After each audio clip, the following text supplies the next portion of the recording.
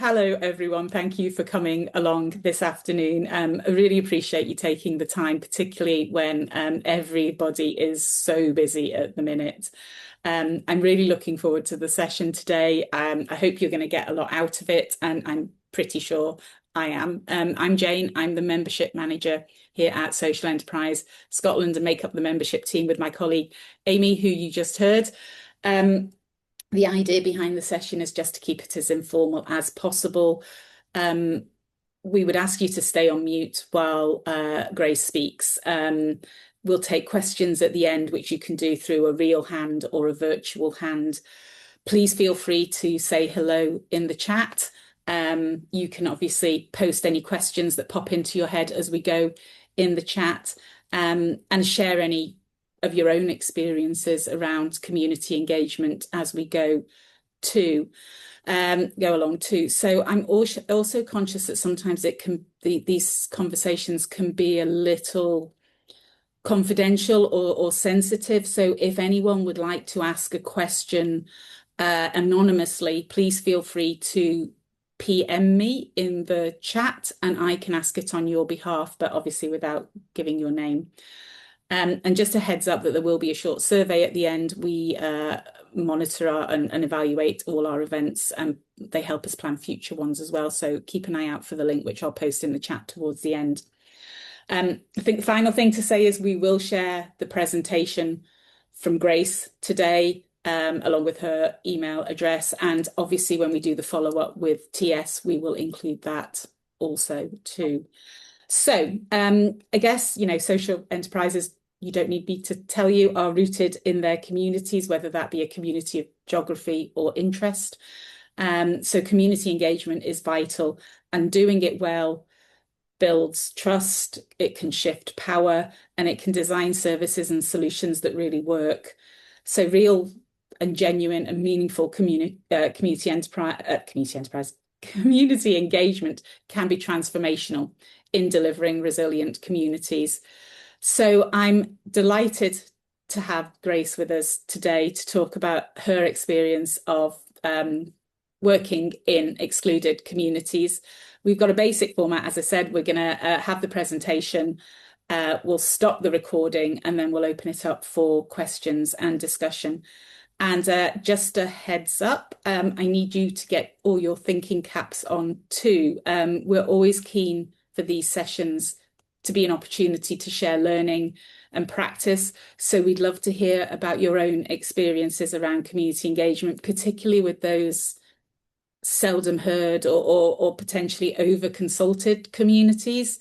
If you feel comfortable sharing with us what's worked for you and maybe what hasn't, there's obviously learning in that as well. So without further ado, I'm going to hand over to Grace from Sleeping Giants. Grace, over to you. Thanks very much, Jane, and it's really nice to see everybody here today.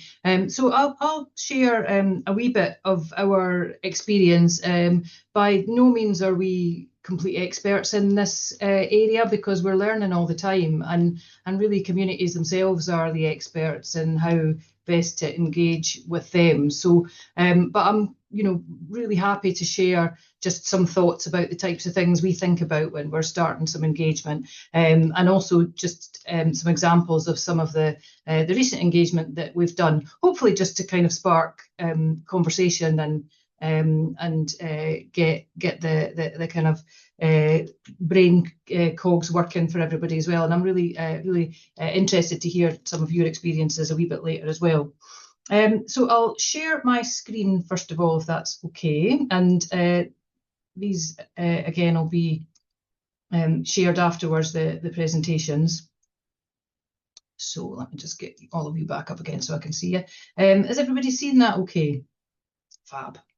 Let me just hide these Zoom controls.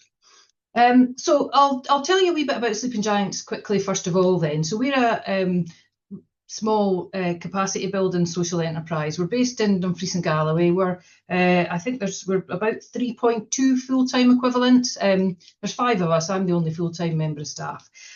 So really our clients tend to be community focused organisations. So that could be the tiniest wee community group who just has the ember of an idea, right through to the Scottish Government, who we've got quite a big commission with and we've been working with over the last 3 years. So our role really, I guess, is to try and support organisations and groups to do what it is that they do even better by providing some space and time to reflect, or by adding a wee bit of capacity, or some of our expertise. So just really quickly then, we kind of have two strings to our bow really.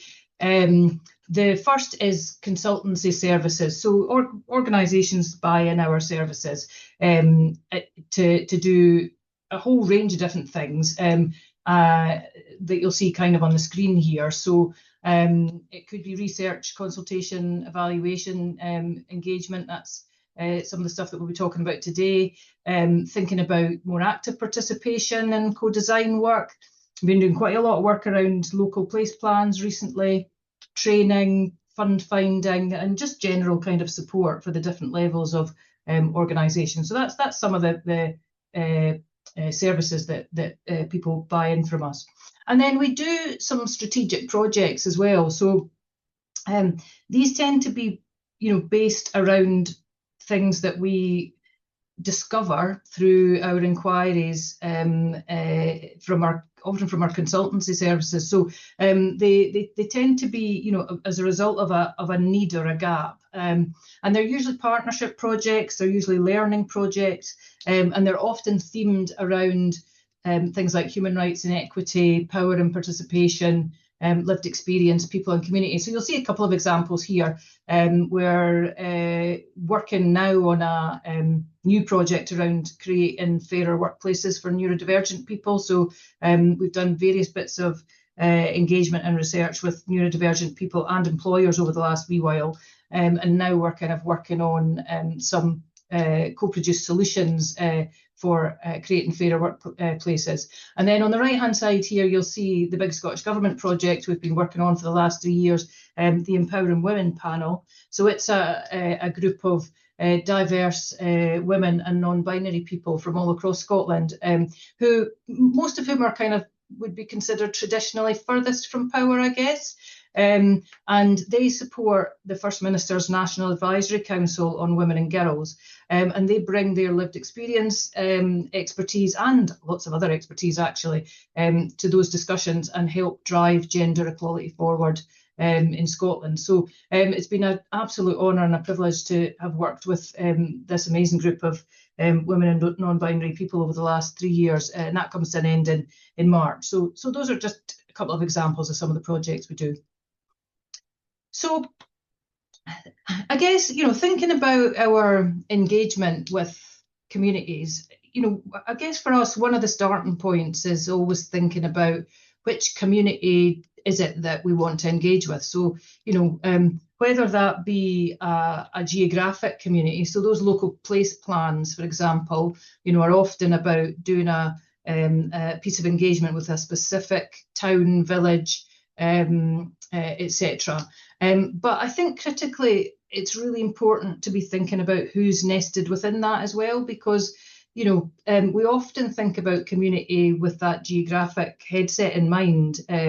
I guess, well, probably lots of us in the room don't, but public agencies quite often think about community with that geographic kind of headset in mind.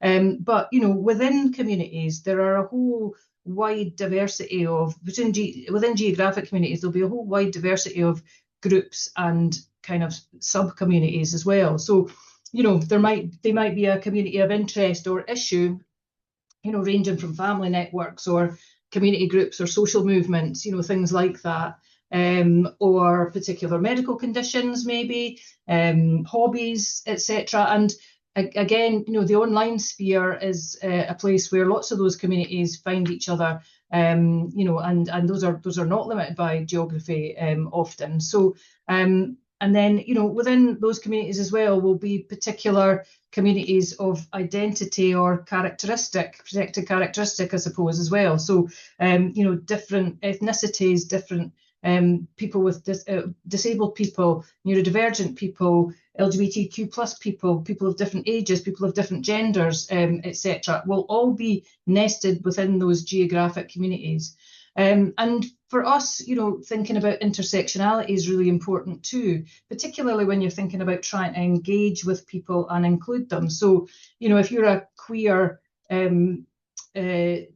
non-binary person of colour who's neurodivergent living in Kirkcudbright, then your needs potentially are going to be quite different and distinct from other people in Kirkcudbright. And so, and the places that you experience marginalisation will be much more acute at the places where your different identities intersect with one another. So it's really important for us to kind of think about all of this before we sort of start out.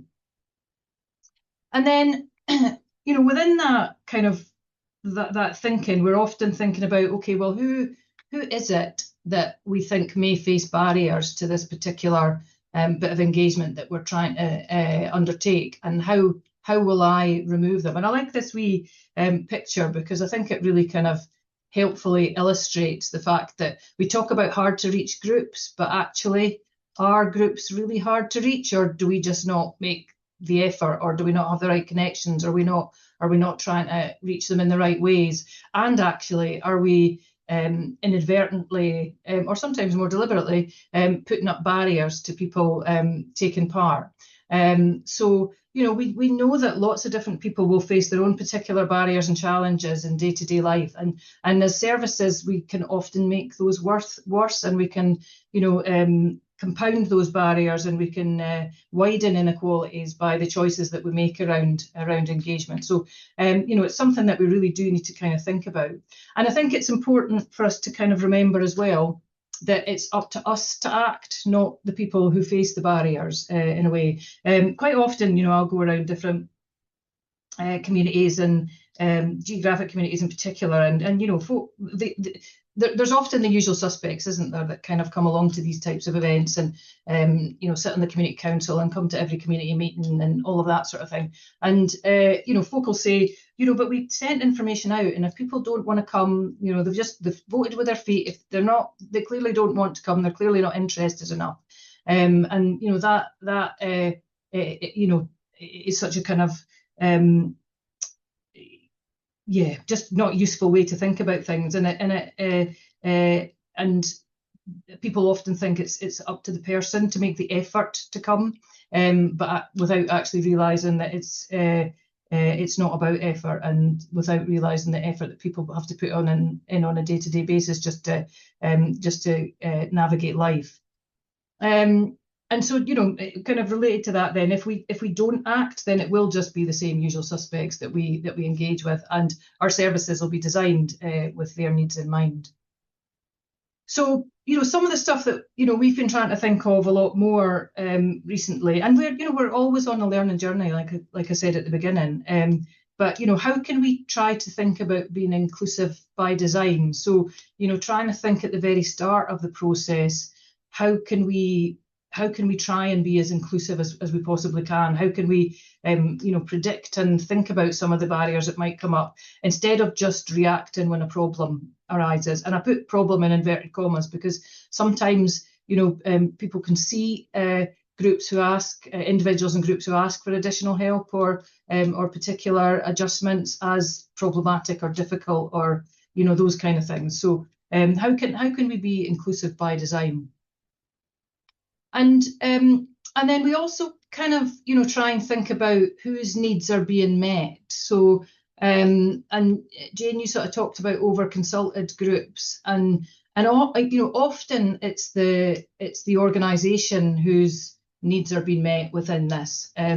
So and the priorities for the engagement haven't necessarily come directly from the community. And whilst that's an inevitability in some situations, if that's the situation, then how do you kind of do things to try and redistribute power, away from the organisation and the organisational priorities? So how can we make sure that any engagement that we're undertaking isn't just about downloading people's thoughts, feelings, trauma often, for the benefit of an organisation. So, some of the things that we'll, start to, some of the things that we'll think about are what are the community priorities, and trying to start with them as much as possible.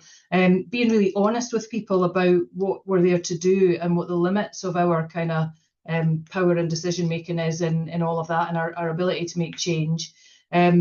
Trying to find as many ways as we can to value people's time and knowledge and lived experience as well.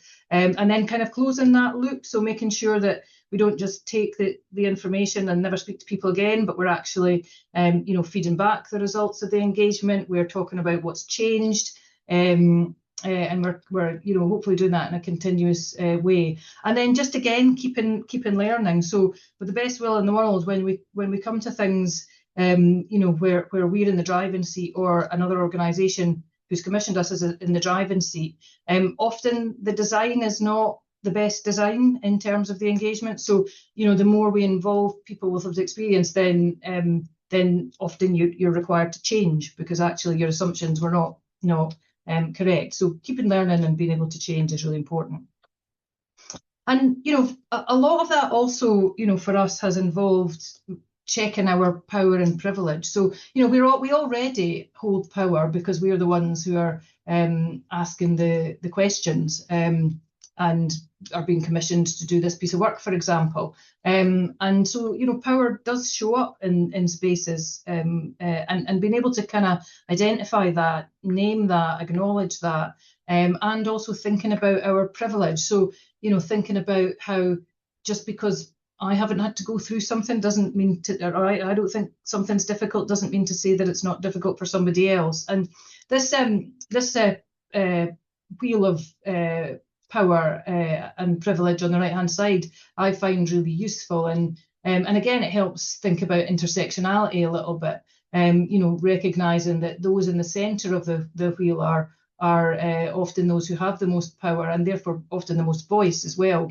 And the further out the wheel you get under some of these identities and characteristics, the less power you have. So it's important to just really robustly and honestly address issues like power and privilege before and during the process. So I'm just going to talk to you about a couple of wee tools that we still use that I think are really useful.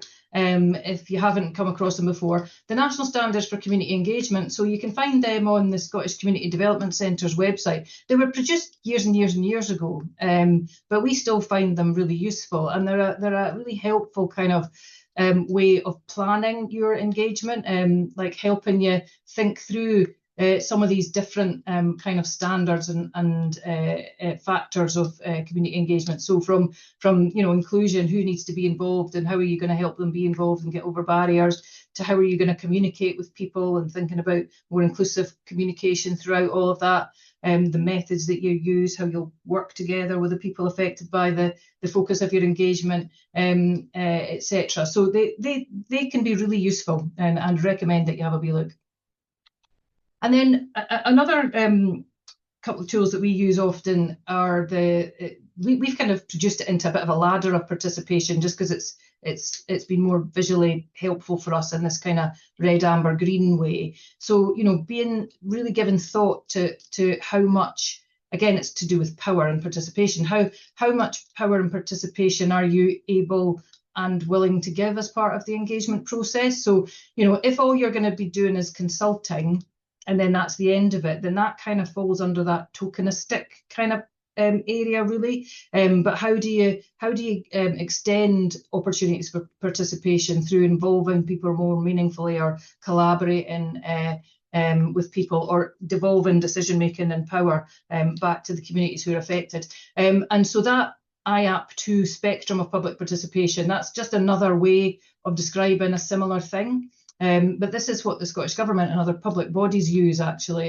You can find that in their participation and engagement framework. So again, it can be useful to think about that. And then we've kind of pulled that together, all of those things together, into like a wee planner document thing form. I love a form to keep everything together. So you'll see on the left-hand side there, the planning standard, the inclusion standard, those are all the national standards for community engagement laid out. And then we go into the methods in a bit more detail. And then we've got on the middle page, we've got that ladder of participation, and we try and think about how we're involving people. And then on the right-hand side there, we've got a wee access and inclusion planner. There's many more boxes underneath, but just starting to kind of think in advance of an engagement about the types of needs and barriers people might experience, and how we can, help support those needs. We'll never get it completely right, and of course, if we can involve people who themselves are part of those communities or experience at least some of these kind of things, that's always even better. But it just helps us, it's better than us doing nothing, is at least trying to think about some of these things at the outset. And of course, you can research things online, etc. as well, in terms of some of the barriers that you might have to get over. And then, so thinking about that inform rung then of that ladder of participation, here's just some of the ways that we've thought more recently about more inclusive communication, for example, because communication and informing people about the opportunities is the gateway to getting involved, really. So we have been producing much more robust information about events, particularly for neurodivergent people and socially anxious people in mind. So you'll see here this event that we were running, engagement event about the Creating Fairer Workplaces project. You'll see we've got visual images of where the meeting was, and what the front desk looks like, and what the stairs look like that you need to wander up. We've got pictures of who will be there. We've got the programme in a lot of detail, in particularly things like group discussions, and the fact that you can work alone, and there'll be post-its available for you to work on your own if you want to.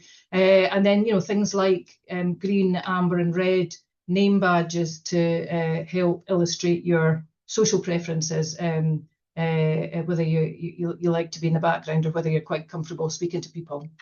And then here's a BSL video that we had made to go alongside a project that we were doing here, which felt really important to make sure that deaf people could find the information as easily as others. And then we had our again, the neurodivergent workplaces project. The final report was 60 pages, and we recognised that would be really difficult for some people to process that amount of information. So we did a wee 2-page extra short summary, a 12-page slightly longer summary, and the full report, so that people could find a kind of version of the report that they felt they could engage with. And then again, thinking about things like easy read information as well, so that people, learning disabled people, could also participate. And then I'm going to talk just quickly through a project that we've been doing. It's not even finished yet. We just finished the engagement stage with ethnic minority staff members as part of NHS Dumfries and Galloway. So it was commissioned by NHS Dumfries and Galloway, so that's where the power started and was held. But we've been really clear about the fact that our work, it will be steered by the Ethnic Minority Staff Network. So, that's involved regular meetings and ongoing relationship building and trust building, and making sure that they are co-producing methods, sense checking our findings, making sure that they're shaping the outputs, and also making sure that they're in control of who sees the information and the findings when, so that, power is taken back into their hands. So that's kind of been the fundamentals of the project, is making sure that steering group are really actively involved. And then we've done a lot of different things to build engagement in the project. So more traditional methods like posters and flyers, and we were quite limited because of it was an NHS context, and then sort of NHS comms, etc. But we also, beat the streets, if you like, and we went and did outreach across lots of different NHS venues to just engage with people and chat to them and tell them more about the project. and we, the ethnic minority staff group, alongside some of the leadership team, did a wee promotional video to again try and build trust with members of staff as well.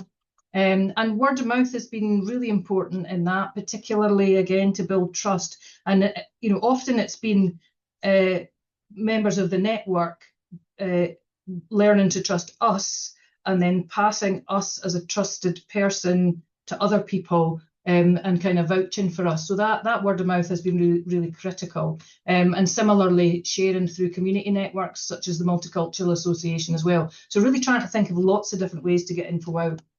And then just being really flexible and available. So, people have been texting at 9 o'clock at night saying, yeah, I feel okay to have an interview, and that's fine. I'll respond to them at 9 o'clock at night because that's when they felt able to reach out and suited their shift patterns and whatever. So, 9 to 5 doesn't work when you're trying to engage with communities who may face more barriers. Similarly, being available every day when they were able to meet. So that required working at weekends, working in evenings, just really trying to be flexible and available. Having lots of different places to meet depending on how safe people felt. So cafes, NHS venues, the Multicultural Association charity shop, WhatsApp. And because it took a long time to build trust, pushing deadlines rather than having hard cut-off points, because the aim was to gather views, and so that meant that our deadlines had to be moved. And then different ways to gather views, so surveys in different formats. And again, there wasn't a lot of opportunity for more creative methods within this, partially because of the context and the group, but trying to just be flexible as much as we could. So interviews face-to-face in Teams and WhatsApp again, online discussion groups for people to take part in. And just being really clear with people about the choice that they had, and ensuring as much kind of safety and support as we could. So being really clear about how the data would be used and providing information about that. Being really clear that people didn't have to answer questions, particularly recognising that some questions will be potentially re-traumatise people, such as questions about racism. Making sure that people can bring friends or colleagues with them for support, and including people from the members from the ethnic minority staff network, and then also just kind of having that follow-up support available. So whether that be NHS lists of support from NHS means, or some non-NHS sources of support that were of use to that particular group of staff. And I think, again, I talked about learning, just keeping doing the work ourselves, really.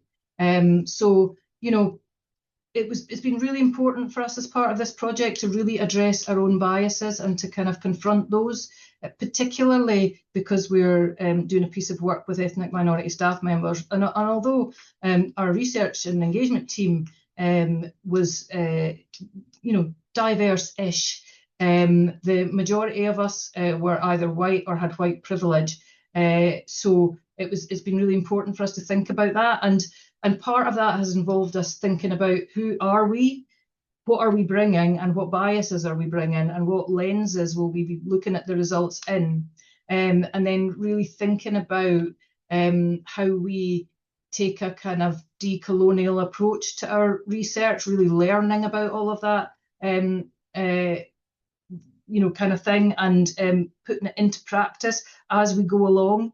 So, there's been lots of light bulb moments for us, lots of places where we've recognised our practice wasn't as ethical and unbiased as we'd like to have thought it was. And so, again, it's about doing the work. And then I guess the final thing is really just, making sure that our learning makes a difference. So, everything that we learn, we try and integrate into what we do next. And so, our strategic plan, which is still in draft form and is just it'll get launched in the spring, the learning around neuro-inclusive workplaces is in there. There's stuff around lived experience, leadership and participation. There's stuff around champion equity, inclusion and allyship across workplaces and communities. So really making sure that we're also being agents of change based on what people are telling us and what we're learning from people.